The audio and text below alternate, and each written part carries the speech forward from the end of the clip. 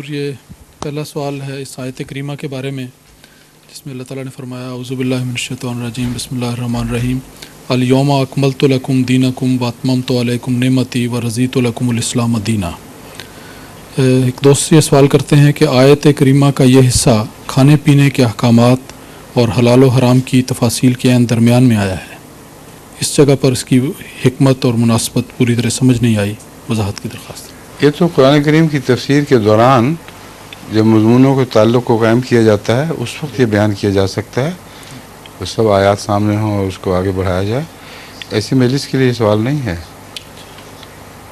حلال و حرام کو واضح کر دیا گیا جو زیادہ تر روزمرہ کی زندگی کا حصہ ہیں، ان کی تفاصیل خوب کھول دی گئی اور اس میں تدریج زیادہ تھی بنسبت دیگر احکامات کے۔ تو اس تعلق میں عمومی طور پر تو کہا جا سکتا ہے، مگر یہ سوال ایسا نہیں کہ اسے بغیر تفصیلی توجہ کے اچانک بیچ میں انسان جواب دے دے، سمجھے؟ ایک بات تو واضح ہے کہ حلت و حرمت کے لحاظ سے جو مرکزی نقطہ ہے کتابوں کا، کوئی کمی اب باقی نہیں رہی، اور آئندہ زمانوں میں اب کبھی بھی حلت و حرمت کے کوئی نئے تقاضے ایسے پیدا نہیں ہو سکتے جن کا جواب قرآن میں موجود نہ ہو۔ ٹھیک ہے جی یہ بازنیہ کے متعلق سوال ہے کہ بازنیہ میں مسلمانوں کی جو حالی تباہی ہوئی ہے، اس کا قرآنی ارشاد وما كنا معذبین حتی نبعث رسولا سے کوئی تعلق ہے؟ یہ جو تمام عالم میں واقعات رونما ہو رہے ہیں عجیب و غریب اور ایک ہنگامہ برپا ہے، اس کا تعلق ہے، اور باسنیہ اس کا ایک جز ہے، اور یہ سارے جز مل کے ایک نتیجے کی طرف بڑھ رہے ہیں، اور جب تک وہ نتیجہ ظاہر نہیں ہوتا اس وقت تک یہ جگسا پزل کے الگ الگ پڑے ہوئے پیسز ہیں۔ جب یہ نتیجہ ظاہر ہوگا تب سمجھ آئے گی کہ بوسنیا نے اس میں کیا کردار ادا کیا، فلاں چیز نے کیا کردار ادا کیا۔ اب پچھلی جنگ کے اس پس منظر میں جو واقعات ہو رہے تھے، جب ہو رہے تھے اس وقت اس کو کسی نے بھی جنگ سے نہیں ملایا۔ بڑے سے بڑے دانشور جو سیاست کے چوٹی کے ماہرین تھے، اپنے اپنی سیاست کا فہم رکھنے والے تھے، ان کے سامنے ایک سولیٹری واقعہ وہاں ہوا، ایک سولیٹری واقعہ وہاں ہوا۔ جب جنگ عظیم ہو گئی تب پتہ چلا کہ ان واقعات کے اندر ربط تھا، وہ محرکات تھے بہت سی باتوں کی نشاندہی بھی کر رہے تھے۔ اسی طرح جنگ عظیم اولیٰ میں بھی یہی واقعہ ہوا ہے، مختلف واقعات رونما ہو رہے تھے لیکن لوگوں کے علم میں نہیں تھا کہ یہ کیوں ہو رہے ہیں۔ جب وہ تصویر بن کے ابھری ہے تو پھر پتہ چلا۔ اس پہلو سے بوسنیا کو اکیلے واقعہ کے طور پر ما کنا معذبین کی آیت کے تابع بیان کرنا مناسب نہیں، کیونکہ اس کا مطلب یہ ہے کہ اللہ تعالیٰ نے جو نئے دور کے لیے ایک امام بھیجا اس کا زور صرف بوسنیا پر ہی ٹوٹنا تھا۔ ان بیچاروں کو تو زیادہ پتہ بھی نہیں تھا دین کا، وہ تو مجبور تھے کام اس دائرے میں گرے ہوئے، اس لیے اس پہلو سے جائز نہیں۔ مگر ایک اور پہلو اس میں ہے جو بالکل مختلف پہلو ہے، وہ ہے عسیٰ ان تکرہوا شیئا وہو خیر لکم، کہ ہو سکتا ہے تمہیں ایک بڑی مصیبت میں سے گزرنا پڑے مگر اس کے نتائج اچھے نکلیں۔ اس پہلو سے بوسنیا کے مسلمانوں کے خوش آئند مستقبل کے متعلق ہم سوچ سکتے ہیں کہ اس بہت ہی خطرناک دردناک دور میں سے گزر کر کیا بہتر مستقبل کے کوئی آثار افق پر ظاہر ہوئے ہیں، اور کیا اس آیت کا اطلاق ہوتا ہے؟ میرے نزدیک ہوتا ہے۔ ایک بہت بڑا فائدہ تو ان کو یہ ہوا کہ حضرت مسیح موعود علیہ السلام کے پیغام سے تعلق قائم ہوا اور بڑی وسیع تعداد میں کہا، اور تقریباً ہر علاقے میں وہاں مقامی جماعتوں کے لیے یورپ میں مواد تیار ہو چکا ہے، جو جب واپس جائیں گے تو اپنے اپنے شہر اپنے اپنے قصبے میں مقامی جماعتیں بنائیں گے، ابھی سے اس کی تربیت بھی حاصل کر چکے ہیں۔ ایک بہت بڑا عظیم احسان ہے۔ دوسرا ایک عمومی احسان یہ ہے اس مصیبت سے نکلنے کے بعد جیسے انسان اشک شوئی کرتا ہے اس طرح اللہ تعالیٰ بھی بعض دفعہ قوموں کی اشک شوئی کرتا ہے. ان میں عموماً اسلام سے محبت ابھری ہے. وہ آئیڈینٹی، وہ اپنی شخصیت جس کا تصور کھو چکے تھے، بڑی طاقت کے ساتھ واپس اس کی طرف آئے ہیں. اور نئی نسلوں میں بالکل بے تعلقی تھی اسلام سے، اب یہ شعور بن کے ابھرا ہے. یہ فوائد ہیں. اور نقصان کے پہلو یہ ہیں کہ پہلے غیر معین حیثیت سے اسلام کے نام کے پیچھے ایک بے راہروی کی زندگی بسر کر رہے تھے لوگ. لیکن اب یورپ میں ایکسپوجر کے نتیجے میں بعض ان میں سے عیسائی ہوئے ہیں، اور بعض مغربی معاشرے سے متاثر ہو کر وہ جو نسبتاً سادہ بے عمل زندگی تھی اس میں بدعملی کے رنگ بھر گئے ہیں اب، اور مغربی معاشرہ کے گند لے کر واپس اپنے ملک میں جائیں گے. وہاں ایک پولرائزیشن ہوگی. تو یہ خطرناک پہلو بھی ہیں. اور ہر دور کی تبدیلی میں کچھ نہ کچھ انسان کو قیمت ادا کرنی پڑتی ہے. فرمائیے. ایک سوال ہے. حدیث نبوی ہے تعلیم حاصل کرنے کے لیے چین بھی جانا پڑے تو جائیں. ٹھیک ہے. خاص طور پر چین کی طرف اشارہ کیوں کیا گیا ہے؟ کیا آئندہ زمانے میں چین کی بہت زیادہ ترقیات ہو سکتی ہیں؟ نہیں، ایک یہ محاورہ ہے. اس زمانے میں دور ترین ملک جو عربوں کو معلوم تھا وہ چین تھا، اور آج بھی اس کا فاصلہ عرب ممالک سے کتنا ہوگا اندازاً جو اب معلوم فاصلہ ہے. یہ دیکھیں نا، چین کینٹن کے جو پورٹ ہے وہاں رسائی ہوئی تھی پہلے عربوں کی. تو ہزارہا میل تو بہرحال ہے ہی، لیکن جس زمانے میں یہ مواصلات کے نظام ابھی بہت فرسودہ اور پرانے تھے، اس زمانے میں یہ فاصلہ جو ابھی بھی کافی ہے بہت بڑا دکھائی دیتا تھا. ایک تو یہ عمومی امکان ہے کہ اس وجہ سے ایک بہت دور کا ملک جو اس زمانے میں بھی شہرت رکھتا تھا. دوسرے یہ کہ چین جیسے آج کل یورپ علم کا گہوارہ ہے، اس زمانے میں اگر کوئی ملک علم کا گہوارہ اور تہذیب کا گہوارہ کہلا سکتا تھا تو چین تھا. آئندہ کی پیشگوئی نہیں ہے، اس کے سابق، اس کے ماضی سے تعلق رکھنے والی علمی شہرت ہے جو آج تک چین کے لیے باعث فخر بنی ہوئی ہے. دنیا کی قدیم ترین زندہ، مسلسل زندہ رہنے والی تہذیب، جس میں کوئی ایسا انقطاع نہیں ہوا کہ کسی قوم نے آ کے حملہ کر کے ان کی تہذیب کو ماضی کا حصہ بنا دیا ہو پھر دوبارہ ابھری ہو. اب ایرانی تہذیب بھی قدیم ترین تہذیب ہے، لیکن اس میں اسلام کے دخل کی وجہ سے ایک انقطاع آیا ہے. پہلی قدروں میں سب میں ایک نئی تہذیب شروع ہوئی ہے. اس لیے بعض دفعہ جو متعصب ایرانی ہیں وہ واپس لے جانا چاہتے ہیں اس کو زرتشتی اور اس سے بھی پہلی تاریخ کی طرف، لیکن ایک واقعہ ہو چکا ہے، اس کو قطع نہیں کیا جا سکتا. چینی تہذیب ہے جو تمام زندہ تہذیبوں میں سے جو مسلسل بغیر انقطاع کے چلی آ رہی ہے. تو اس زمانے میں بھی چین کی شہرت تھی، اور جو سیاح واسطے کا رکھتے تھے وہ چین تک جاتے تھے. تو یہ عمومی شہرت بھی ہو سکتی ہے اس کی وجہ. اور دوسرے حضرت صلی اللہ علیہ وآلہ وسلم کی باتیں ضروری نہیں تھا کہ انسانی علم پر وابستہ ہوں. اللہ تعالیٰ آپ کو ایسے علم دیتا تھا جو قرآن میں واضح طور پر ہم نشاندہی نہیں کر سکتے کہ کہاں موجود ہے، مگر ایسی وحی تھی جو بعد میں نازل ہوتی رہی، اور قرآن میں مبنی بعض باتوں کی طرف وضاحت کے ساتھ اشارے فرمائے گئے. اور رویا کے ذریعے بھی آپ کو یہ علم دیا گیا. اب دجال کی تفصیل ہے، اور دیکھیں قرآن کریم میں تو دجال کا نام تک نہیں ملتا، لیکن یاجوج اور ماجوج کے ذکر میں جن قوموں کا ذکر ملتا ہے ان میں یہ بھی ایک فتنہ دجالیت بھی تھا.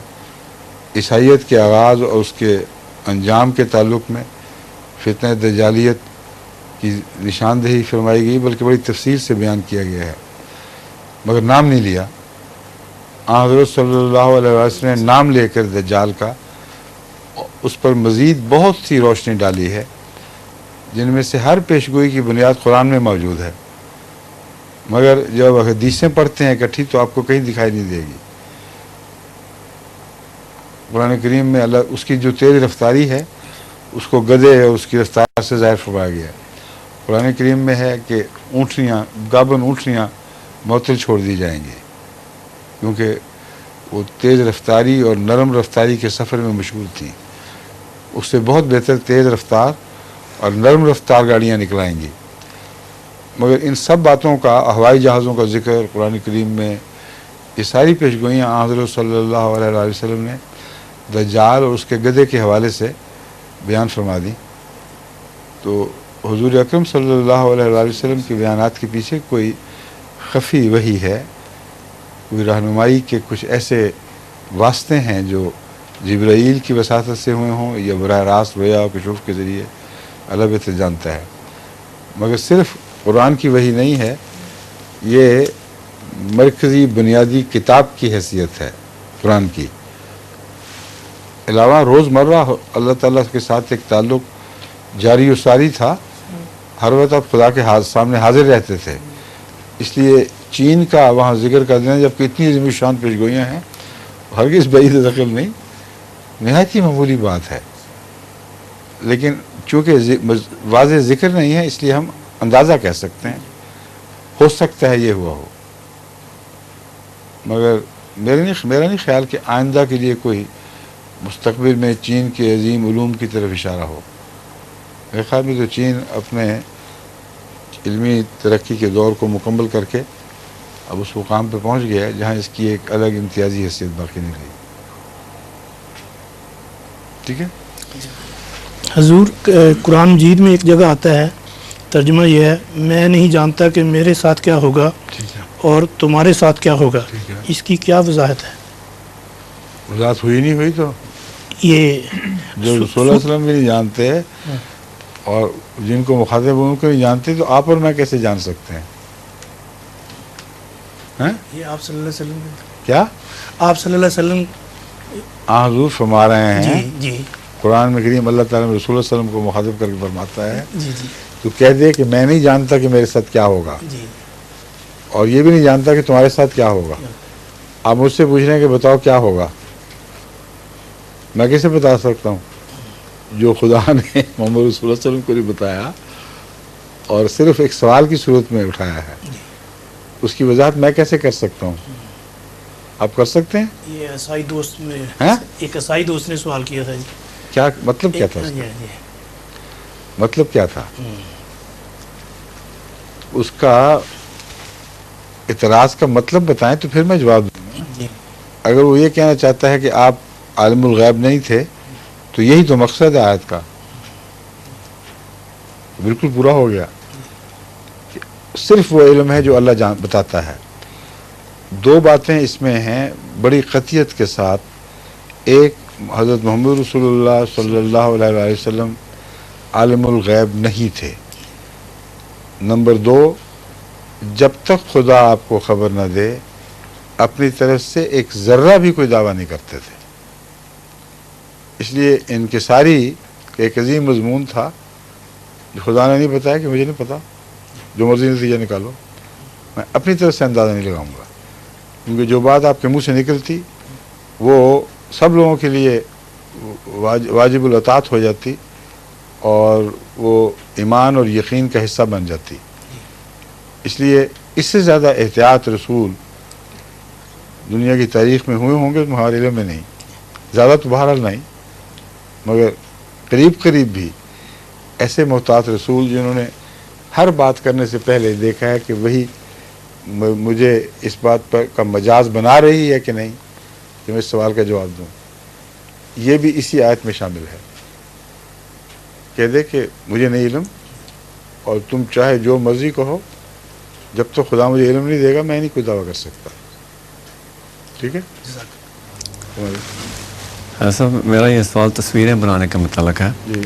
ایک حدیث میں ابن عمر کہتے ہیں کہ رسول پاک صلی اللہ علیہ وسلم نے فرمایا تھا جو لوگ تصویریں بناتے ہیں ان کو قیامت والے دن سخت سزا دی جائے گی، ان سے کہا جائے گا اب تو نے بنایا ہے، اس کو زندگی دو یا اس میں روح ڈالو. ایسی اور بھی تقریباً 8-9 حدیثوں میں ہے. تصویریں کیوں بناتے تھے؟ جی آپ کو علم ہے کچھ کہ وہ تصویریں کیوں بناتے تھے؟ ہاں، بت پرستی کی واضح بات، جواب کی چاہیے. ہاں، لیکن کوئی ایسا عمل خواہ وہ تصویر بنانے کا ہو یا گڑیاں بنانے کا ہو جو بت پرستی کی نیت سے کیا جاتا ہے اور بت پرستی کے احتمالات رکھتا ہے، وہ حرام ہے. لیکن رسول اللہ صلی اللہ علیہ وسلم کے زمانے میں حضرت عائشہ گڑیاں سے کھیلتی تھیں، ہے کہ نہیں یہ ذکر؟ ہاں جی. گڑیاں کیا ہوتی ہیں؟ بت بھی ان کو انسانی شکل کے بت، بالکل. وہ کپڑے کے ہوں یا کھدو کے ہوں یا مٹی کے ہوں. بت تب بنیں گے اگر ان کی عبادت کی نیت شامل ہو یا عبادت کا احتمال ہو. اس لیے بچوں کے کھلونے جن میں کوئی احتمال نہیں ہے وہ بت نہیں ہے، وہ بت نہیں ہے جن کی سزا دی جائے گی. تماثیل جن کا حضرت داؤد علیہ السلام کے زمانے میں ذکر ملتا ہے، حضرت سلیمان کے زمانے میں، وہ تماثیل کیا چیز تھی؟ وہ بتوں کی شکل کی چیزیں، بڑی بڑی تصویریں اور جو باقاعدہ کارو کیے ہوئے پتھر، وہ چونکہ عبادت کے تعلق سے کوئی ان کا دور کا بھی واسطہ نہیں تھا. اس لیے قرآن کریم نے بیان فرما دیا مواحد نبی اگر بعض آرٹ کی چیزیں اس زمانے میں ڈیولپ ہو رہی ہیں ان کا اس سے استفادہ کرتا ہے تو کہیں کوئی گناہ نہیں، اگر ہوتا تو وہاں خدا تعالیٰ ان کو پکڑتا کہ تمہیں تو ہم نے بت شکنی کے لیے بنایا تھا، تم تماثیل کیا بنانے بیٹھ گئے ہو. اس کا استعمال ہے، یہ نہیں ہے کہ وہ تصویر کم. واضح بات ہے. وہ جو فقرہ ہے رسول اللہ صلی اللہ علیہ وسلم کا، یہ قرآن کریم کی آیت کی تفصیل ہے. قرآن کریم میں اللہ تعالیٰ فرماتا ہے کہ وہ لوگ جو بتوں یا فرضی خداؤں کی عبادت کیا کرتے تھے، اللہ تعالیٰ ان کو فرمائے گا کہ اب ان کو حاضر کرو یا ان کو زندہ کر کے دکھاؤ. کیوں جی؟ قرآن کریم کی کون سی آیت ہے یہ؟ بلاؤ ان کو، کوئی جواب نہیں دیں گے. ان میں اصل آیات نکالیں، اس میں اس حدیث کا مضمون ان الفاظ میں نہ صحیح مگر قطعیت کے ساتھ یہی مضمون قرآن کریم میں شرک کے تعلق میں یعنی قیامت کے دن کے مضمون کے ساتھ بیان فرمایا گیا ہے. تو وہ جو تصویریں بناتے ہیں بیچارے، منظر کشی کر رہے ہیں یا ہم فوٹوگرافی کر رہے ہیں، آپ کا خیال ہے یہ سارے اس دن حاضر ہو جائیں گے کہ ان کو زندہ کرو ورنہ جاؤ جہنم میں؟ نہیں، میرا خیال نہیں ہے. میں یہ پورٹریٹ کے متعلق کہہ رہا تھا کہ یہ نا یہ جو ہے تو کیمرہ کی سے لی تصویریں یہ اسی ذات میں آ سکتی ہیں، جیسے ہندو ہیں کئی وہ فوٹو کو لے کے اور پوجا کرتے ہیں، اسی لیے استعمال ہے اس کا میرے نظر. استعمال ہے، بالکل ظاہر بات ہے. استعمال اور احتمالات، اگر استعمال اس وقت نہ بھی ہو اور احتمالات ہوں تو پھر روک دینا چاہیے. اس لیے حضرت مسیح علیہ السلام نے فرمایا کہ میں تصویر کو ناجائز نہیں سمجھتے تھے، مگر اس خطرے، اگر یہ خطرہ ہو کہ لوگ میری تصویر دیکھ کر ایسی حرکتیں کریں جو میرے مقام سے بالا درجہ دے رہی ہوں مجھے، اور کوئی بھی عبادت کا کسی قسم کا شائبہ بھی اس میں ہو، تو ان تصویروں کو صندوقوں میں بند کر دو اور پھر تمہیں اپنے گھروں میں بھی لٹکانے کی اجازت نہیں. صاف ظاہر ہے کہ تصویر کشی کا عمل اپنی ذات میں منع نہیں ہے، اس کا استعمال منع ہے. ٹھیک ہے، یعنی غلط استعمال منع ہے. فوری تو نہیں مل سکی جی. پھر صحیح جی آئیے اب امام صاحب آپ کا لکھا ہوا جرمنی جو ہے مضمون وہ دکھائیں. جرمنی سے ایک 10 سالہ بچے نے ایک سوال بھجوایا ہے. اچھا، وہ پوچھنا چاہتے ہیں کہ اللہ تعالیٰ نے اگر ہماری یہ دنیا بالآخر ختم کرنی ہے ہاں، تو پھر بنائی ہی کیوں ہے؟ یہ جو خود بناتے ہیں ختم نہیں کرتے. موٹریں، پل، سڑکیں یہ ساری ختم ہوتی ہیں، پھر کچھ اور چیز بنتی ہے. کرسیاں، میزیں، قالین، کپڑے. اور یہ بچہ ہے کپڑے کیوں پہنتا کہ اسے ختم ہی کرنا تھا؟ تو ہر چیز کی اپنی ایک عمر ہوتی ہے اور ڈیزائن میں شامل ہوتی ہے. کوئی بھی بغیر عمر کے نہیں سوائے خدا کے. اس لیے یہ دنیا جو اپنے مقصد کو پورا کر لے گی تب ختم ہوگی. آپ موٹر کو جب وہ چلتی ہے اور کام دیتی ہو ختم نہیں کیا کرتے. جب وہ کام پورا کر چکے اور بیکار چھکڑا بن کے کھڑی ہو جائے اس کا ختم کرنا ہی مناسب ہے. یہ حکمت ہے. دنیا اس وقت ختم ہوگی جب مقاصد پورا کر کے ایک بیکار سا اپنی ذات کا ایک بوجھ بن جائے گی. حضور یہ قرآن مجید میں ہے کہ عورت اور مرد ایک دوسرے کے لیے لباس ہیں. تو سوال ہے اگر عورت گھریلو حالات سے مجبور ہو کر کسی دوسرے کے سامنے اپنے حالات کا اظہار کرتی ہے تو کیا اس قرآنی منشا کی خلاف ورزی ہے؟ ڈپینڈ کرتا ہے ضرورت کے اوپر. اب لباس ہیں ایک دوسرے کا، لیکن اس کے باوجود جب وہ ڈاکٹر کے پاس ایک خاوند جائے گا، آپ کے پاس آتے رہتے ہیں کہ میں بیوی کے اندر یہ نقص ہے، فلاں جگہ یہ خرابی ہے، فلاں جگہ یہ نقص ہے، تو وہ اس حکم کی نافرمانی کرتا ہے؟ ہرگز نہیں. لباس کا مطلب ہے جو چیزیں چھپانی چاہیے ان کو ننگا نہیں کرنا چاہیے، اور احترام کرنا چاہیے، اور ایک دوسرے کی عزت رکھنی چاہیے، ایک دوسرے کی پردہ پوشی کرنی چاہیے. لیکن اگر معاملہ اس سے علاوہ ہو اور بعض اختلافات کے تقاضے مثلا قاضی کے سامنے بعض باتیں کھولنے پر مجبور کریں تو ہرگز اس آیت کے مطلوب منطوق کے منافی نہیں ہے. حضور ایک سوال ہے، یہ قاضی ہیں نا آج کل جا کے اس لیے، مستقبل میں لیکن اس کو آمد الناس میں شہرت دینا یہ گناہ ہے، وہ ایک الگ مضمون ہے. یعنی قضاء میں جا کے کرتا ہے، ڈاکٹر کے سامنے ضرورت کی بات بتاتا ہے، وہ جائز ہے. لیکن گلیوں میں بیٹھ کے لوگوں کے ساتھ مجالس لگائے اور باتیں کرے، یہ تو نہایت بڑی خباثت ہے. اس کی جو سزا ہے قرآن کی وہی مطلب تھا، وہ غلط ہے. حضور ایک سوال ہے، مستقبل میں تیسری عالمی جنگ چھڑنے کا خطرہ ہے، اس میں انسانیت کی تباہی کو روکنے کے لیے کیا کیا جا سکتا ہے؟ انسانیت کی تباہی کے بعد ہونی ہے یہ جنگ، پہلے نہیں ہونی. سمجھیں، اگر انسانیت تباہ ہوگی تو جنگ ہوگی، اور ہو رہی ہے تیزی سے. ٹھیک ہے، جو پہلے ہی تباہ ہو گئی اس کو روکنے کا کیا مطلب ہے؟ حضور قرآن مجید میں آتا ہے کہ اللہ تعالیٰ جسے چاہتا ہے گمراہ کرتا ہے اور جسے چاہتا ہے ہدایت دیتا ہے. اس صورت میں ہدایت پر جنت عطا کرنے اور گمراہ ہو جانے پر جہنم میں داخل کرنے کا گمراہ کیا جواز ہے؟ گمراہ کرتا ہے کا ترجمہ آپ نے غلط کیا ہوا ہے. گمراہ ٹھہراتا ہے اور ہدایت دیتا ہے. گمراہ ٹھہرانے کا اس لیے ہم ترجمہ کرتے ہیں کہ قرآن کریم نے اس مضمون کو مختلف جگہ بیان کرتے ہوئے اس بات کو خوب کھول دیا ہے کہ اللہ تعالیٰ ان کو گمراہ ٹھہراتا ہے جو قطعی طور پر اپنی بدی پر قائم رہنے کی ضد پر ایسا زور کے ساتھ جم جاتے ہیں کہ پھر ان کو وہاں سے ہٹانے کا کوئی سوال نہیں رہتا، سوائے اس کے خدا زبردستی ہٹا دے. اور اگر زبردستی ہٹائے تو اختیار کا مضمون ختم ہو جاتا ہے جو خدا نے خود دیا ہے. اس لیے اللہ تعالیٰ فرماتا ہے کہ ہم ان کو پھر گمراہ کہہ دیتے ہیں جن کے متعلق ہم جانتے ہیں کہ ہر اصلاح کی کوشش ناکام جاج ہو چکی ہے، انہوں نے اپنے طریقے سے نہیں ہٹنا. اسی مضمون کے پیش نظر بعض گزشتہ مفسرین نے وہ ختم اللہ والی آیات کو پڑھتے وقت ایک اور ترتیب سے پڑھنے کا فرمایا ہے.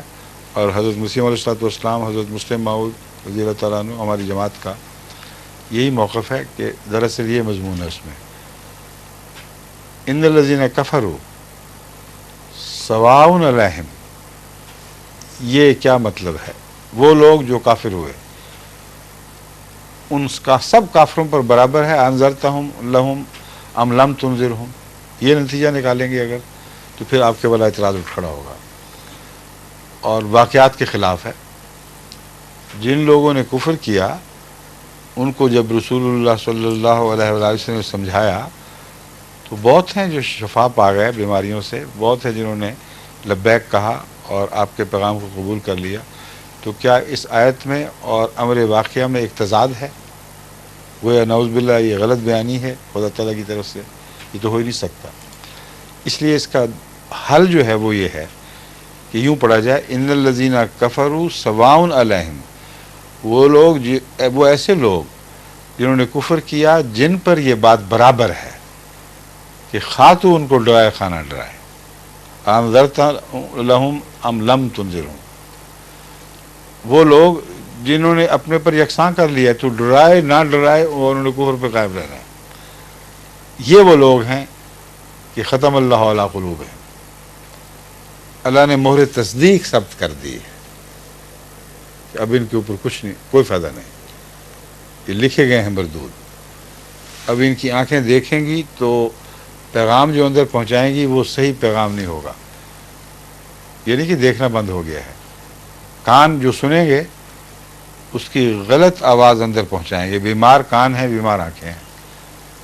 اور دل جو آخری ذہنی کیفیت کا نام ہے، دراصل ظاہری دل مراد نہیں ہے.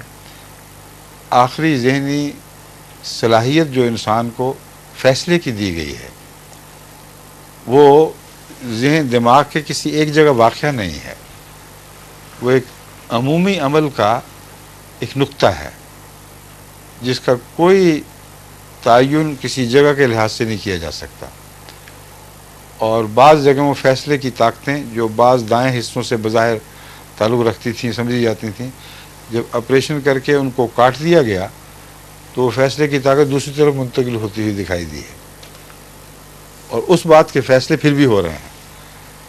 اس لیے یہ وہ دل ہے جس سے مراد دل کا لوتھڑا نہیں بلکہ وہ آخری فیصلے کی طاقت ہے جس کا نام فؤاد، دل وغیرہ رکھا گیا ہے، اور بصیرت کا اس سے تعلق ہے. تو وہ حصہ بھی متاثر ہو جائے گا، مہر لگ جائے گی. اس کا مطلب یہ ہے اب اس کے پلے کچھ نہیں پڑنا. جو آنکھیں بگڑ گئیں، کان بگڑ گئے، پیغام رسانی الٹ پلٹ ہو گئی، تو دل کے اوپر تو مہر لگ گئی خود بخود.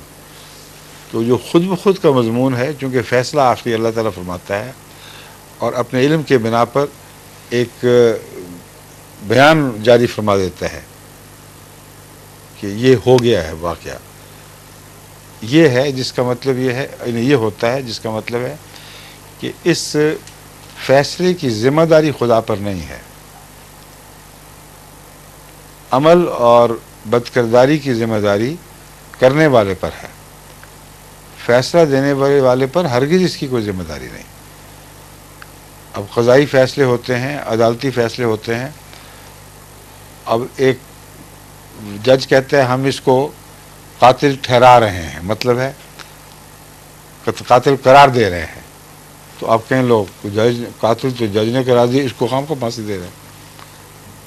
ویسے ہی سوال ہے آپ کا، سمجھ گئے؟ صاحب سوال یہ ہے کہ کیا اسلامی اصولوں کے مطابق اور قضاء بورڈ یا محکمہ انصاف کی ممبر یعنی منصف بن سکتی ہے؟ اگر ایسا ہے تو اس کے چناؤ کے کیا قواعد ہیں؟ اگر ایسا نہیں ہے تو اس کی کیا وجہ ہے؟ موقع اور محل کی بات ہے. اول تو یہ کہ ایسا قضائی بورڈ جس میں پبلک اور عوام الناس کا آنا جانا ہو، اس میں عورت کو جج ممبر بنانا اس پر سراسر زیادتی ہے. ان کے نہایت غلیظ گندے مقدمات آتے ہیں، بے حیائی کی باتیں ہوتی ہیں، اور بد کردار لوگ بات سامنے آتے ہیں. ان کے سامنے اس عورت بیچاری کو ایکسپوجر دینا یہ بہت تکلیف دہ چیز ہے. بعض تو قاضی بیچارے روتے ہیں، کہتے ہیں ہمیں کس مصیبت میں ڈال دی ہے. عجیب و غریب لوگ دیکھے گئے ہیں. ایک صاحب کو عارضی کمیشن کے طور پر بنایا تو پرسوں ترسوں میرے سامنے اگر رو رہے تھے کہ تو بڑی مصیبت ہے. کہ بظاہر دونوں بڑے اچھے لگے کرتے تھے، اپنے مقصد پہ ایسا جھوٹ بول جاتے ہیں، ایسا ایج پیج دے رہے ہیں، کہتے ہیں میرے تو اعصاب ٹوٹ گئے ہیں. تو جو ایک دفعہ بیچارہ آ کے پھنس جائے اس کو یہ مشکل درپیش ہو. روز مرہ ایسے لوگوں سے واسطہ جس میں عمدن کجی والے لوگ ہیں، سواء علیہم والے لوگ ہیں، وہاں عورت بیچاری کو اب بٹھا کے کیا کریں گے؟ اس کے ساتھ حد سے زیادہ ظلم ہے. لیکن اصولاً اپنے خاندانی معاملات میں عورتیں جج بنتی ہیں، مائیں جج بنتی ہیں، دادیاں جج بنتی ہیں. وہ قضائی فیصلے اپنے خاندان کے ماحول میں کرتی ہیں اور بڑے بڑے عقل والے فیصلے کرتی ہیں، ان سے تو نہیں منع کیا گیا ان کو. اس لیے عورت کی کمتری پیش نظر نہیں ہے، عورت کی کا احترام پیش نظر ہے کہ اس کی وجہ سے قضاء میں ان کو ہرگز ممبر نہیں بنانا چاہیے، نہ بنایا جاتا ہے. سمجھے؟ جی سر، جرمنی سے ایک احمدی دوست کا بھجوایا ہوا سوال ہے. وہ لکھتی ہیں کہ جب بھی رسول اکرم صلی اللہ علیہ وسلم کا نام کسی مجلس میں لیا جاتا ہے تو ہم سب کو یہ ہدایت ہے کہ صلی اللہ علیہ وسلم کے الفاظ کہیں. ان کا سوال یہ ہے کہ کیا باقی انبیاء کا ذکر آنے پر بھی دعا کے طور پر کوئی الفاظ کہنے چاہیے؟ علیہ السلام تو کہتے ہیں، ہر مسلمان جانتا ہے، کہتے ہیں علیہ السلام، لیکن یہاں نعروں کی بات ہو رہی تھی. جب نعرہ لگایا جاتا ہے محمد رسول اللہ، تو میں نے کہا تھا کہ بجائے اس کے کہ آپ زندہ باد کہہ دیں، جو خدا تعالیٰ نے نعرہ بنا دیا ہمیشہ کے لیے، وہ استعمال کیا کریں. صلی اللہ علیہ وسلم ایک نعرہ بن جائے جو دعا بھی ہے اور نعرہ بھی ہے. اور تمام انبیاء کے کہاں نعرے لگتے ہیں وہاں؟ ابراہیم کبھی سنا آپ نے؟ موسیٰ کبھی بھی نہیں سنا. تو اگر وہ ہوتا تو اس کی بھی بات کرتے. حضرت مسیح موعود کا نعرہ لگتا ہے، وہ ہم نے الہام سے ٹکڑا لے لیا کہ مرزا غلام احمد کی جائے، کیونکہ ہندوستان میں ظاہر ہونے والے امام تھے اور ہندوستانیوں سے گہرا تعلق تھا، اور حضرت کرشن کے بھی مثیل تھے. اس لیے ہندوستان کی رعایت سے آپ کے لیے وہ الہامی لفظ چن لیے نعرے کے لیے جو درج ہیں. اور زندہ باد بھی کہہ دیا جاتا ہے، مگر زیادہ تر اب ہمارا رجحان کی جے کی طرف ہے. مگر حضرت صلی اللہ علیہ وآلہ وسلم کے لیے صلی اللہ علیہ وآلہ وسلم سے بہتر میرے نزدیک کوئی نعرہ نہیں. زندہ باد کہنے کا گناہ نہیں ہے، مسلم اسلام کے متعلق بھی کہہ دیا جاتا ہے زندہ باد، لیکن وہ بہت عالی شان نعرہ ہے، اسی کو پہ قائم رہنا چاہیے. اسی نسبت سے مجھے خیال ہے یہ بوزنین مسلمان صلی اللہ علیہ وسلم کی بجائے علیہ الصلوۃ والسلام کہتے ہیں، رسول کی ذکر آتا ہے. ہاں، ان کو تربیت نہیں بیچاروں کی، اچھا ان کو پتہ نہیں. صلی اللہ علیہ وسلم کا محاورہ جاری ہوا ہے، مگر علیہ الصلوۃ والسلام کہنا منع نہیں ہے.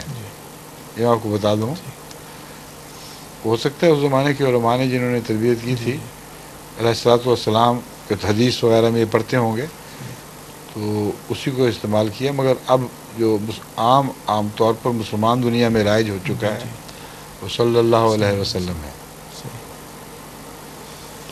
حضور یہ انڈیا میں پچھلے دنوں الیکشن ہوئے، اس میں یہ ہندو پارٹی بی جے پی جو اوپر آئی ہے، تو اس کے متعلق حضور کے میں آج یہ سوچ رہا تھا کہ آج 10 مئی ہے اور جمعہ بھی ہے، اور میں سوچ رہا تھا کہ خدا تعالیٰ کی طرف سے پہلے بارہا ایسے ہو چکا ہے کہ جمعہ المبارک جو 10 تاریخ کا ہو، فرائیڈے the 10th، اس میں کوئی نہ کوئی ایسی بات ظاہر ہوا کرتی ہے جو آئندہ حالات پر اثر انداز ہوتی ہے اور فیصلہ کن ہو جاتی ہے.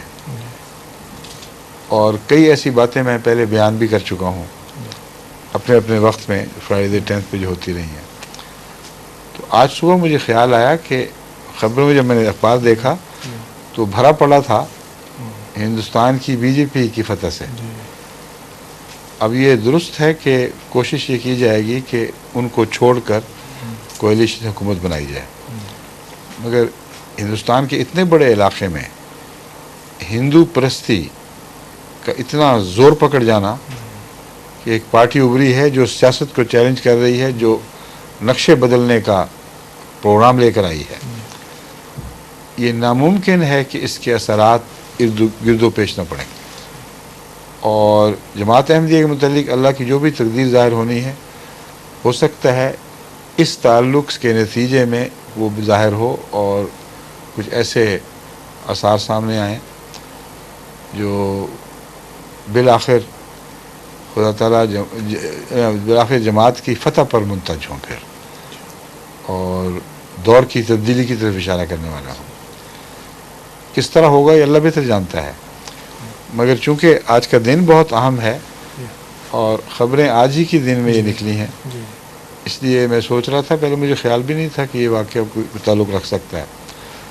تو آج صبح سے میری سوچ اسی طرف مائل ہے کہ یہ ایسا واقعہ نہیں ہے جو صرف ہندوستان ہی پر اثر انداز ہو، اس نے گرد و پیش بہت دور تک اثر ڈالنا ہے اور ہندوستان پر بھی بہت گہرا اثر ڈالے گا. اس سے غیر معمولی تبدیلیاں واقع ہونی ہیں.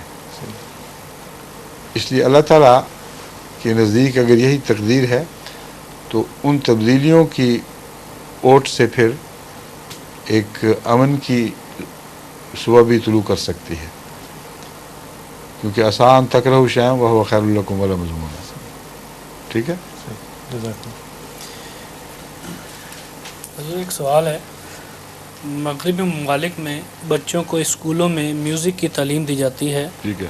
اس کے علاوہ جنسی بھی، کیا ہمیں اپنے بچوں کو یہ تعلیم دلوانی چاہیے یا پھر اس سے دور رکھنا چاہیے؟ آپ نے ان دونوں چیزوں کو اس طرح اکٹھا کر دیا ہے کہ غلط تاثر پیدا ہوا ہے. میوزک کی تعلیم اور چیز ہے، جنس کے متعلق طبی نقطۂ نگاہ سے اور تعلقات کے طریق کو صحت مند رکھنے کے تعلق میں اگر کوئی تعلیم دی جاتی ہے بچوں کے لیے بہت ارلی ہے. ایسی سوسائٹی میں جہاں گندگی زیادہ ہو وہاں بجائے اس کے کہ فائدہ دے ان کے رجحانات کو بچپن ہی سے اس پہ سیکس یا جنسی تعلقات ہیں ان کی طرف مائل کرنے والی بات ہے، اور ان کو یہ ایک اعتماد دینے والی بات ہے کہ تم جب بڑے ہو کے کرو گے تو یہ چاہتے ہیں کر لینا، باقی سب ٹھیک ہے. یہ جو مخفی پہلو ہے بہت خطرناک ہے اور اس کے میں خلاف ہوں، اور احمدی ماں باپ کو ہرگز اپنے بچوں کو اجازت نہیں دینی چاہیے کہ وہ اس میں بیٹھیں، اور اس حق کے لیے لڑنا چاہیے کہ ہم تعلیم دیں گے، خود جو مناسب سمجھتے ہیں، تمہارا کوئی کام نہیں. کیونکہ جنسی تعلیم کا مذاہب سے تعلق ہے، اور ایک لامذہب معاشرہ جو عیسائیت کے نام پر نہیں دے رہا تعلیم بلکہ لامذہبیت کے نام پر دے رہا ہے، وہ عیسائیت کے بھی خلاف ہے، اس کی قدروں کے بھی خلاف ہے. تو یہ پروپیگنڈا عام کرنا چاہیے، اور جو مذہبی عیسائی لوگ ہیں ان کو ہم بھی بنانا چاہیے اس معاملے میں. لیکن جہاں تک وہ دوسری بات کا تعلق ہے میوزک، اس سلسلے میں میں یہ سمجھتا ہوں کہ اس کو ضرورت سے زیادہ اٹھانا یہ ایسی چیز ہے جو بہت ہی احتیاط کا تقاضے، بہت ہی احتیاط کے ساتھ کرنا چاہیے. میوزک کی کنڈمنیشن جو ہے اس پر ایک حدیث ہے کہ دور سے رسول اللہ صلی اللہ علیہ وسلم نے بنسری کی آواز سنی تھی اور اپنے کانوں پر ہاتھ رکھے، انگلیاں رکھی، اور وضاحت نہیں ہے پوری کہ کیوں. یہ ہے کہ شیطان کا اس سے تعلق آپ نے بیان فرمایا. دوسری حدیث یہ ہے کہ دف بج رہی تھی اور آپ نے سنی. حدیث یہ ہے کہ آپ داخل ہوئے تھے مدینے میں تو دفوں پر گانا گایا جا رہا تھا.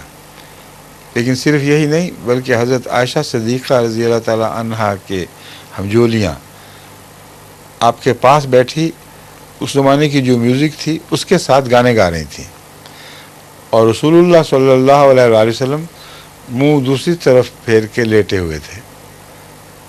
حضرت ابو بکر رضی اللہ تعالیٰ عنہ تشریف لائے تو انہوں نے ڈانٹا تو وہ ساری دوڑ گئیں، مگر رسول اللہ صلی اللہ علیہ وآلہ وسلم نے خود اس کو منع نہیں فرمایا. حالانکہ شریعت کے معاملے میں یہ ناممکن تھا کہ حضور غلط سمجھتے تو اس کو روک دینا.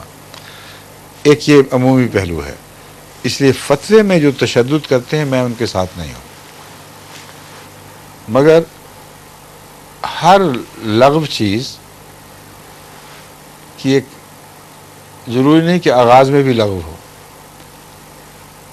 غلط ایمفیسز، ضرورت سے زیادہ اور بے محل استعمال ہر چیز کو لغو بنا سکتا ہے. اب قرآن کریم سے پتہ چلتا ہے کہ انسانی باتیں اور ان کی مجلس یہ بھی لغو ہو جاتی ہے. تو کیا باتوں کا قصور ہے یا مجلسی گناہ ہے؟ تو وہی اصول جو پہلے آپ کے سامنے ذکر ہو چکا ہے، متوازن فیصلے ہونے چاہیے، صورتحال کا جائزہ لینا چاہیے. مثلا اگر بعض گھروں میں میوزک کا رجحان ہے اور وہ میوزک ان کا مذہب بنتی جاتی ہے، obsession ہو رہی ہے، وہ میوزک ان کو قرآن کریم کی تلاوت کے لطف سے محروم کر رہی ہے، وہ میوزک ان کو عبادت کے مزے سے محروم کر رہی ہے، اپنے فرائض منصبی کی ادائیگی سے محروم کر رہی ہے۔ ٹوٹیاں کانوں میں لگا کر بچے اپنے گھروں میں بیٹھے ہوئے ہر وقت کوئی چیز سنتے جاتے ہیں، یہ پاگل پن ہے۔ یہاں مذہبی فتوے کے بغیر بھی اسے خودکشی قرار دیا جا سکتا ہے، اور معاشرے کی خودکشی اور قتل، ان کی خودکشی اور ماں باپ کا قتل ہے یہ۔ وہ قرآن کریم فرما رہا ہے کہ قتل نہ کرو، اور جن معنوں میں قتل کا لفظ عام ہے بین ہی اس صورتحال پر اطلاق پاتا ہے۔ وہ ماں باپ جو اس طرح میوزک میں اپنے بچوں کو بہتے ہوئے دیکھتے ہیں کہ وہ میوزک لازماً لغو بھی ہو گئی اور حرام بھی ہو جاتی ہے جب فرائض شریعہ سے ٹکراتی ہے اور عبادت اور خدا کی یاد سے غافل کرتی اور ان سے مستغنی کر دیتی ہے۔ خدا کی یاد میں تو ایک مزہ ہے، لیکن ان کو آتا ہے جو اپنے آپ کو اس عادت میں ڈال کر اس مزے سے مانوس کرتے ہیں۔ پہلے جہاں میوزک ہو وہاں اس کا تصور بھی کوئی نہیں رہتا۔ جن کو چیپ ایک قسم کی تحریک مل جائے اپنے ہیجان پیدا کرنے کے لیے، ان کے اندر وہ دبی ہوئی میوزک جو قرآن کریم کی آیات میں ہے، اس کی نغمگی، اس کے اندر جو تسکین پیدا کرنے والے سامان ہیں، اللہ تعالیٰ کے جلال اور جمال کے ذکر کے ساتھ ارتعاش پیدا کرتی ہے وہ میوزک، جیسا انوں میں بھی ارتعاش پیدا ہوتا ہے، اس کے مزے سے انسان واقف ہو ہی نہیں سکتا اگر اس میوزک میں پڑ جائے جو آج کل دکھائی دے رہی ہے۔ یہ ایک بہت اہم بات ہے۔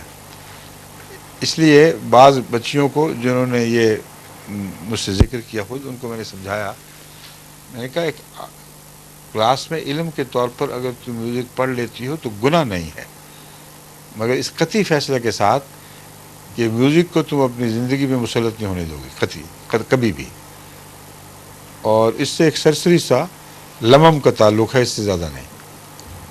تو پھر کوئی حرج نہیں، بے شک کر لو، لیکن اکثر ایسا ہوتا نہیں۔ جو پڑھ جائیں ایک دفعہ ان کا پھر نکلنا بڑا مشکل ہے، سمجھ گئے؟ یہ ہیڈ ماسٹر بعض ٹیچرز کے پر زور بھی دیتے ہیں کہ نہیں، آپ کو یہ لازمی اختیار کرنا لازمی ہے ہی نہیں، تو وہ غلط زور دیتے ہیں، لازمی تو ہے ہی نہیں۔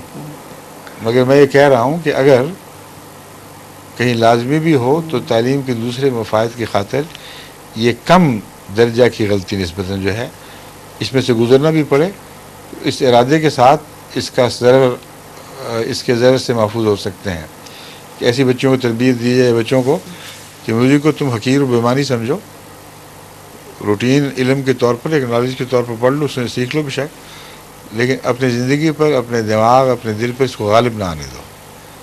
یہ اگر آپ تربیت کر لیں تو اگر اسکول میں مجبوری ہو کسی بچے کی تو اس پر مجھے اعتراض نہیں، مگر میرا ذاتی رجحان یہ ہے کہ مجبوری کوئی نہیں ہے۔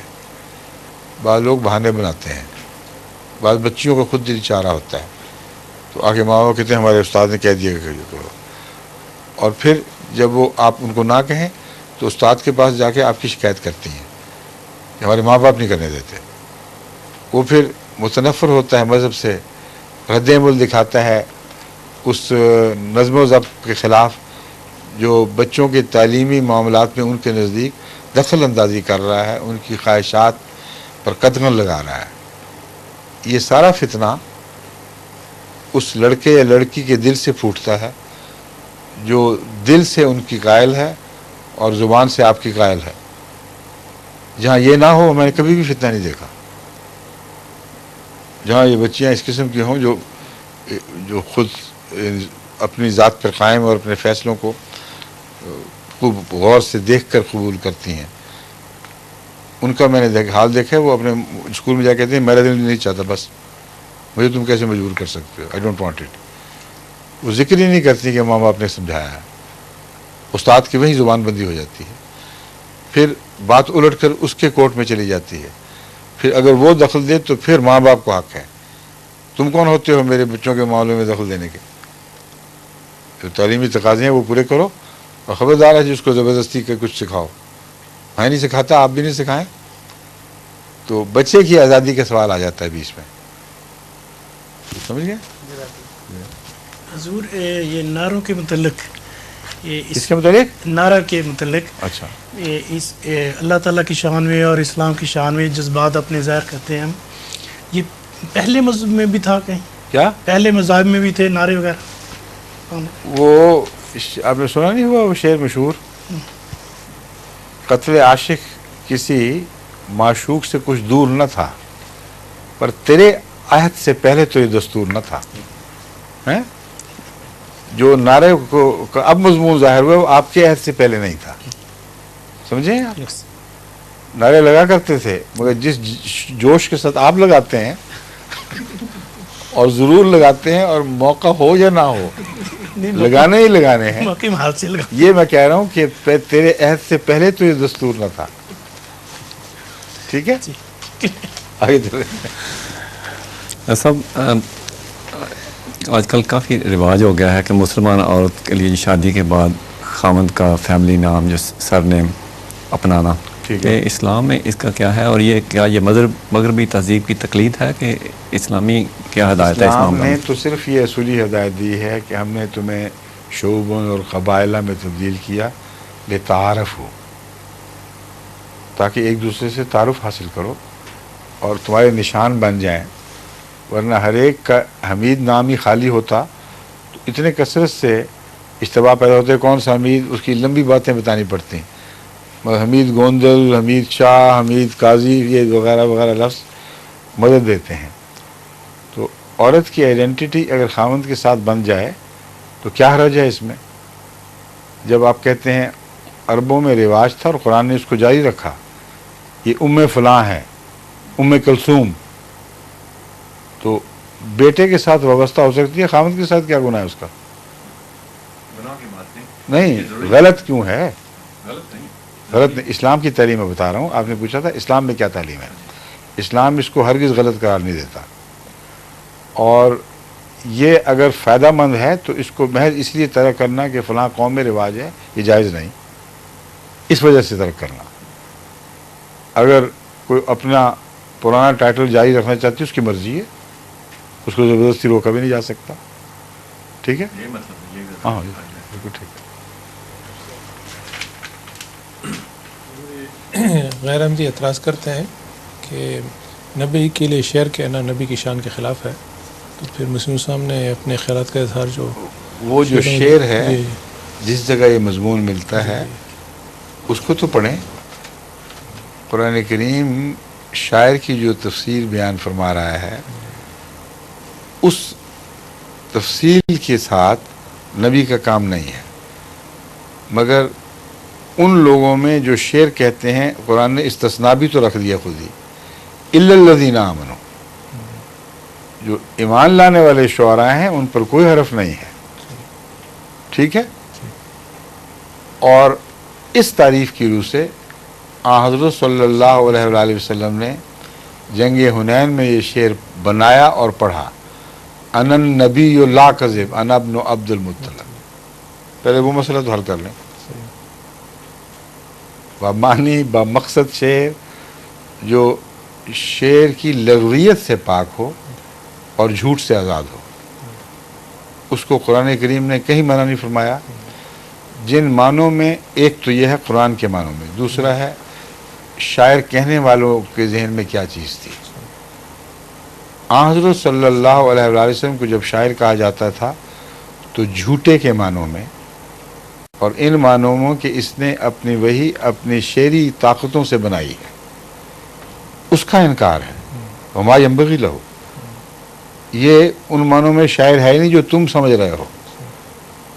یہ ہرگز وہ شاعر نہیں، نہ اس کو زیب دیتا ہے کہ اپنی شعریت سے کوئی چیز گھڑ کے خدا کے نام پر تمہارے سامنے پیش کر دے. یہ پورا مضمون ہے.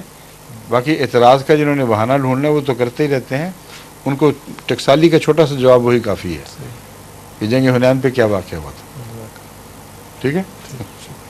ایک سوال ہے، مرکز میں نمازیں قصر نہیں کی جاتی، کیا وجہ ہے؟ کیا لندن میں بھی ایسا ممکن ہے؟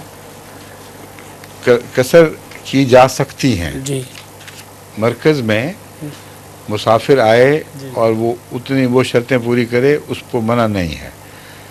لیکن نفسیاتی ماحول ایسا ہوتا ہے مرکز کا کہ اکثر آنے والے یوں لگتے ہیں آتے ہیں جیسے ہمارا گھر ہی ہو، اور اس جذبے کے ساتھ ان کو اوپرا لگتا ہے وہاں نماز قصر کرنا،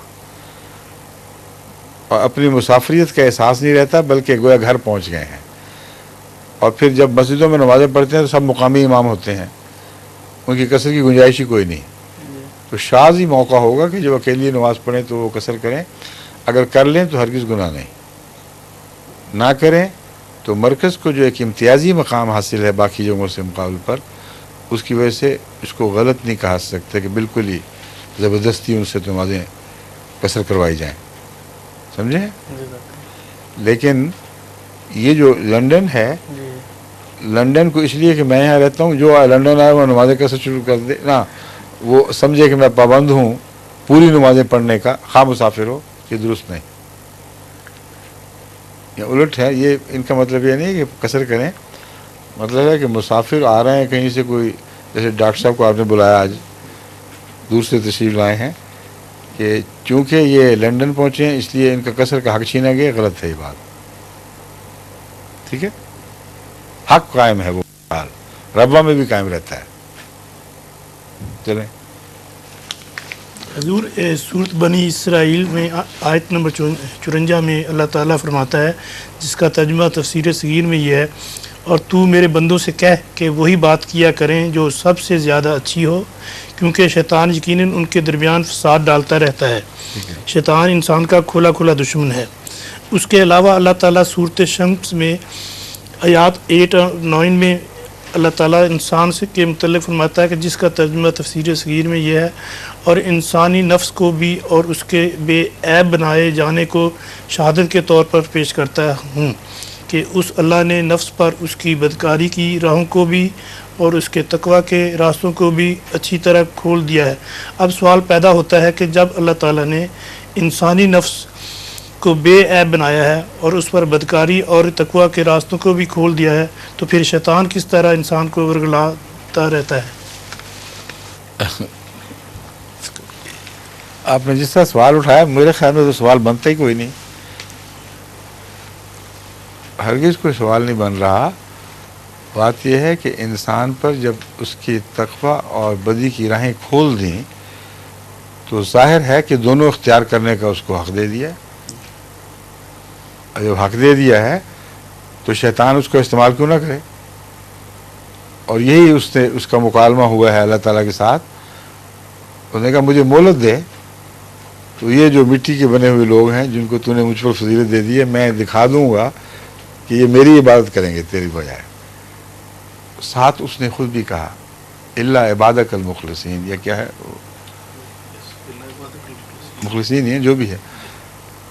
شیطان جانتا تھا کہ ظاہری شکل کے جو بندے ہیں ان کو تو میں قابو کر لوں گا، مگر جو اللہ کے بندے بمعنی عبودیت کے ہیں ان پر میرا کوئی زور نہیں چلے گا. جواب میں بھی اللہ تعالیٰ نے یہی فرمایا، جو مرضی کرنا کر، سب کچھ اپنے گھوڑے دوڑا لے، اپنے پیادہ لے آ، لیکن جو میرے بندے ہیں وہ میرے ہی رہیں گے، وہ تیرے نہیں ہو سکیں گے. تو عبودیت کے دو مفہوم ابھرے. ایک بحیثیت انسان کے جو عامت الناس میں انسان کہلاتا ہے، ایک حقیقی انسان جو انسانی تقاضے پورے کرتا ہے اور اعلیٰ بشریت کے تقاضے پورے کرتا ہے. ان کے اوپر کوئی شیطان کا زور نہیں چلتا. مگر جب دو رستے آپ نے آیتیں پڑھ کے سنائی ہیں، دو رستے خدا نے خود بنائے اور کھول دیے اور شیطان کو اجازت بھی دے دی، تو وہ دخل کیوں نہ دے؟ پھر اس کو اللہ میں چھٹی دی ہوئی ہے، آپ کون ہوتے ہیں روکنے والے؟ ہاں آپ روک سکتے ہیں اس سے، اپنے آپ کو روکیں، شیطان کو کرنے دے جو کرتا ہے. ٹھیک ہے، کہ اللہ عبادک منہم المخلصین. ہاں عبادک منہم المخلصین. ہاں اللہ عبادک کا. اور شیطان نے بھی یہ بات، آخر وہ جانتا تو سب کچھ تھا نا، جان بوجھ کے شیطان بنایا، اس لیے بات بڑی گہری کرتا ہے. کہتا ہے عبادت تو وہ بھی تیرے ہی ہیں نا ایک قسم کے، آخر سب کو تو نے پیدا کیا، مگر ان میں جو مخلص ہیں ان پہ میرا داؤ نہیں چلے گا یہ پکی بات ہے، یہاں بے اختیاری ہے۔ جواب میں اللہ تعالیٰ فرماتا ہے لیس لک علیہم سلطان، ان عبادی لیس لک ان علیہم عبادی سلطان لیس لک علیہم سلطان۔ الا من اتبعک من الغاوین۔ ہاں، خدا نے بھی عبادی کے مضمون کو عمومی طور پر پہلے بیان فرمایا ہے، بندے تو میرے ہیں، تیرا تو بندہ ہے ہی کوئی نہیں، تیرا ان پر کوئی سلطان نہیں، الا آگے پڑھیں الا من اتبعک من الغاوین، من الغاوین، سوائے گمراہوں کے جن کو میں نے اجازت دے رکھی ہے کہ روی اختیار کرنی ہے تو کر لیں، وہ تیرے پیچھے چلیں گے، پھر سزا بھی ان کو ملے گی جو میں نے مقدر کر رکھی ہے۔ ہاں جی فرمائیے۔ عیسائی ٹیچر تھے ریٹائرڈ، انہوں نے یہ پوچھا تھا سوال کہ اسلام میں شراب کی ممانعت کی ایک وجہ یہ بھی دی گئی ہے کہ اس کے نقصانات اس کے فوائد سے بہت زیادہ ہیں، کیا اس کی بنا پر پہلے مذہب میں بھی اس کی مخالفت ممانعت تھی؟ اگر نہیں تو اس کی کیا مصلحت تھی؟ قرآن کریم میں جو فرمایا الیوم اکملت لکم دینکم واتممت علیکم نعمتی، اس سے پتہ چلتا ہے کہ دین مسلسل حلت و حرمت میں کمال کی طرف بڑھ رہا ہے، اس لیے پہلے ابتدائی دور کے انسان پر وہ پابندیاں نہیں لگائی گئیں جو اس وقت اس کے لیے زیادہ بوجھ ہوتی ہیں۔ اس لیے خدا تعالیٰ نے رسول اللہ علیہ وسلم کے زمانے میں بھی شریعت کے نزول کے ساتھ ہی اس کو حرام نہیں فرمایا۔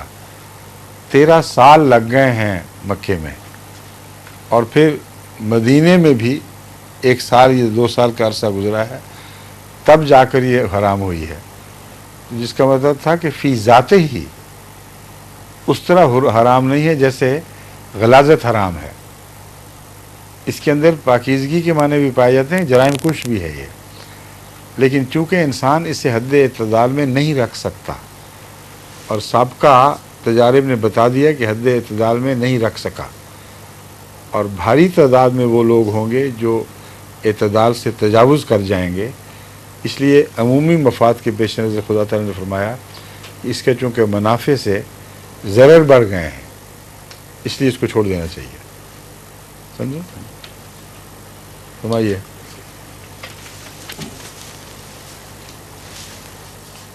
حضور یہ ہجرت کے بارے میں سوال تھا کہ ہجرت سنت انبیاء میں شامل ہے، اور رسول کے رسول کے وقت میں بھی مکہ سے مدینہ ایک بار ہجرت ہوئی، اور جماعت میں 2 بار ہجرت ہوئی، ہجرت قادیان اور موجودہ ہجرت، تو کیا مسیح السلام کے، پہلا تو یہ سوال ہے کہ 2 بار ہوئی، اور دوسرا یہ تھا کہ مسیح السلام کے الہامات میں یا تحریرات میں مزید ہجرت کا بھی کہیں ذکر ہے؟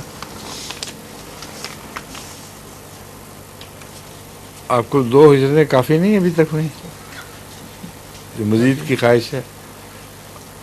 آپ کو ایک وہ لطیفہ نہ سنا دوں اس کے بدلے جواب دینے کی بجائے؟ کہتے ہیں ایک مراسی صاحب تھے، وہ اپنی بہن کے ہاں دوسرے گاؤں میں گئے، اور رواج تھا پنجاب میں کہ وہ ساتھ پنیاں لے کے جاتے تھے۔ آپ پٹھانوں میں بھی ہے رواج، پنیاں جو میٹھی کوئی چیز، کوئی لڈو وڈو لے جاتے ہیں، وہ گٹھی بنا کے اپنے پیچھے ڈال لیتے ہیں تاکہ بہن خوش ہو کہ کچھ لے کے آیا ہے۔ اور وہ بہن جو تھی وہ بیچاری، اس کے وہ نکلے ہوئے تھے گلڑ، تھائرائڈ گلینڈ سوجے ہوئے تھے، تو یہ ہے اس کا، ان کا پس منظر دونوں کا۔ اور جو بھائی تھا وہ کبڑا تھا، آگے جھکا ہوا، پیچھے سے اس کو ٹوٹ کر رہی تھی۔ وہ دونوں مراسی بڑے تیز ترار، اور وہ پنیاں لے جانا بھول گیا بیچارہ۔ جب اس نے کہا کیا فرق پڑتا ہے، چلو نہ صحیح، دروازہ کھٹکھٹایا، اس نے کہا کون؟ میں تمہارا بھائی آیا ہوں ملنے کے لیے۔ اس نے خوشی سے دروازہ کھولا، اس نے دیکھا تو کوئی ہاتھ میں کچھ نہیں تھا، تو مراسم تھی، تیز ترار تھی۔ اس نے کہا کہ بھائی آؤ، شوق سے آؤ گھر میں، یہ جو پیچھے پنیوں کی گٹھی اٹھائی ہوئی ہے یہ مجھے پکڑا دو، میں تمہارا سامان ہلکا کروں، بوجھ۔ مطلب تھا تان کیا اس نے اس کے کب پر۔ تو مراسی بے تکلف بولا ہے کہ پہلا اگلیاں تے نگال ہے، نئی پنیوں کا جو شوق ہے پہلی تو اندر کر لو۔ تو یہ جو 2 ہجرتیں یہ تو نگالیں پہلے۔ ایک ہجرت کے نتیجے میں وہ جو پاکستان میں جو گزری ہے ہم پر، وہ تھوڑی تو نہیں گزری، اور اب ایک اور ہجرت ہے، اس کے اپنے مسائل بھی ہیں مگر فوائد بھی بڑے کثرت سے ہیں۔ تو جب تک ہجرت کے فوائد جاری ہیں اللہ تعالیٰ کے فضل کے ساتھ، کسی نئی ہجرت کی تو ضرورت نہیں، ہجرت سے واپسی کی بات ہونی چاہیے. اب ہم تو واپسی کا سوچ رہے ہیں، آپ ایک اور طرف آگے چلا رہے ہیں کہ یہاں سے اگلا، تو تین منزلوں میں واپسی کرنی پڑے گی. سمجھ گئے بات؟ اچھا جی. وقت ایک منٹ ہے، آدھے منٹ کا سوال کریں، آدھے منٹ کا جواب. آدھا ہی سوال ہے. اچھا. فیملی پلاننگ کس حد تک اسلامی معاشرے میں جائز ہے؟ جس حد تک ماں کی صحت کے تقاضوں کی خاطر کی جائے اور قرآن کریم کے اس اصول کے پیش نظر کی جائے کہ 3 سال کی مدت کم و بیش بچوں کے درمیان ہونی چاہیے، اس حد تک فیملی پلاننگ کریں تو کوئی گناہ نہیں. اگر گناہ ہے تو اس بات میں یقیناً گناہ ہے کہ آپ رزق کے کم ہونے کے خطرے سے فیملی پلاننگ کریں. اس کو قرآن کریم منع فرما رہا ہے. ٹھیک ہے. السلام علیکم. خدا حافظ.